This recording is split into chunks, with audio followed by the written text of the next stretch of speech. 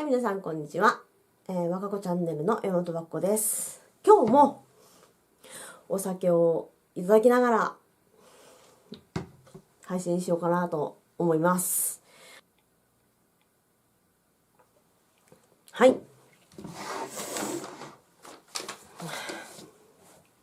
今日の話す内容は、古典文学とか日本文化史を学ぶ楽しみとか、あと私の今後の話もしていきたいなと思ってます。めっちゃ久しぶりの配信です。しかも今、午前何時？午前2時42分です、今。何時まで起きてんだって話ですね。はい。まず私の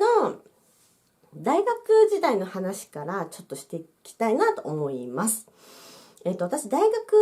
は心理学を専攻していて、特に認知心理学っていう今どんな研究されてるかわかんないけど、私が学部生だった時は、脳科学に近い、お勉強してって、神経伝達物質とか、お薬の成分とか、そういう勉強をしてました。はい。で、卒業論文が、色彩心理学だったんですけど、認知って、シンプルに言うと、人間が、外部環境をどういうふうに認識しているかっていう、そういうお話なんですけど、人がね、色彩配色をどういうふうに認識しているかっていう研究をしてました。で、卒論とは別に私自主ゼミをやってて、自主ゼミのゼミ長やってて、憲法の先生の研究室に集まって、みんな友達呼んで、それぞれ、もう、大昔の話だからあんまり覚えてないんだけど、みんなで話題を持ち寄って、憲法とか、法律だよね。法律と心理学の、橋渡しになるような、そういう、レポート書いてきてね、みたいな感じでみんな発表をそれぞれしてたんだけど、みんな面白くって、集団的自衛権の話とかね、PKO とか PKF の話とかしてること書いて、すごく覚えてるんだけど、で私は何したかっていうと、道徳観とか良心って、やっぱり法律の世界では当たり前のように使われてる言葉だけど、心理学的に言うと、やっぱり非行を犯してしまう少年とか、あとは、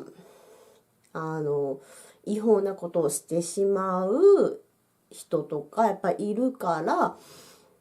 良心とか道徳心、道徳観とかっていうのは、そんなに、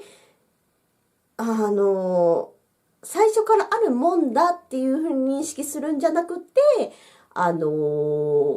培っていくものであったりとか、育てていくものであったり、育まれていくものであったりとか、するんじゃないのみたいな、そういう、レポート書いてた記憶はあります。でもね、そんなに詳しいことはあんまり覚えてない。憲法の先生、すごいいい先生でした。めちゃめちゃ感謝して、私ね、大学に友達そんなにいなかったけど、ゼミの担当教科の認知心理学の先生と、あと憲法の先生にものすごくお世話になって、あと、今、国立大学に赴任された、地理学者の先生にめっちゃお世話になって、私すっげえ嫌な女だったの。嫌な学生だったの。ここ第一志望校じゃないから、みたいな感じだったんだけど、その私の車に構えながらも、ちょっと地道に勉強している姿を見てくれたその3人の先生にはめっちゃ感謝してます。はい、感謝してます。はい。そうで、その大学時代はそういう感じで過ごしてたんですけど、もっぱらその西洋のクラシック音楽とか西洋古典絵画とかジャズとか、なんかそういう海外の作品ばっかりに親しんでて、で、あんまり日本文化のこと興味なかったんですよ、実は。はい。だけど、大学卒業後に、京都に引っ越すんですけど、あるお茶会に呼ばれて、で、その時、秋だったんですけど、徴用の節句の時期で、床の間にかけられてた当延命っていう詩人の、お軸の、なんか、説明をね、半島さんっていう人がしてくださって、で、その時に、関心に初めて興味を持ったのが、始まりですね。はい。で、それをきっかけに、漢詩を学んでいくうちに、なんか自分は李白が好きだとか、大井の詩はすごいなんか、印象派ドビュッシーの、雰囲気とすごく似てるなとか、いろんな風に考えることができたりとか、あとは自分がその、陸調文化に憧れがあるんだなとか、なんかそういうこととかも、いろんな学びが、ありました。で、なんか、私、親が、書道の師範を持っているっていうこともあって、で私は全然名前つかなかったんですけど、ちっちゃい頃から書道には親しみがあって、ずっと習ってたんですけど、その親の先生、私の親の先生に習ってたので、親からは学んだことがないんですけど、で、習っていくうちに書道詩にすごく興味を持ち始め、で、学んでいくうちに書家の作品の違いとかもわかるようになって、ますます面白いなって思うようになって、で、例えば私は扇子とか、貯水量の、その、作風は好きだけど、神経の、作風はあんまり好きじゃないなとか思ったりとかする、なんかその違いを楽しむようにはなりました。はい。で、それと、並行して東洋思想にも興味を持つようになって、私の20代の頃は、孔子が嫌いで、マジで嫌いなの。孔子。嫌いだったの。孔子がね。苦手意識持ってて、で、孔子を読まずに、王陽明とか、老子とか宋子とか、あと、最根端とかを読んだりしてたんです。東洋思想で言えば。で、そんな時に、もう20代後半になってからなんだけど、白川静香さんの、孔子伝を読んで、孔子っていう人物のイメージがガラッと変わって、っていうのも、その私たちが知ってる孔子の教えって割となんていうのかな、めちゃめちゃ編集されてたり、解釈もすごいなんか、めちゃくちゃに解釈されてたりすることがあるんだけど、でも、本来の孔子ってすごく愛らしいな、みたいな感じで思うようになってからは、孔子もいいなって思うようになりました。私、中学生の時から、小説とか本とか読むのが好きだったんだけど、生国香織さんの小説を読むのがすごく好きで、よく読んでたんですけど、高校生の、授業の時に、高校生の授業の時に、源氏物語とか学ぶんだけど、源氏物語私あんまり自分の中で、ヒットしなくって、どちらかというと、清少納言の、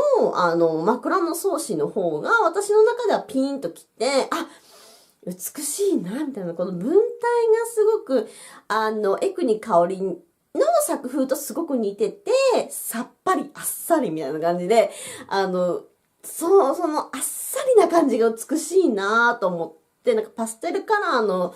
文体だなと思って、すごく美しいなって、思った記憶はありますね。で、やっぱりもうちょっと学んでみたいなって思ったし、自分でも声に出して読みたいなって思うようになりました。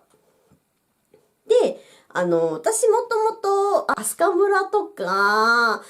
が好きなんですけど、飛鳥村とかと備前とか出雲とか、そういう日本古代史がすごく大好きで、よく巡ってたんですけど、そうしている中で、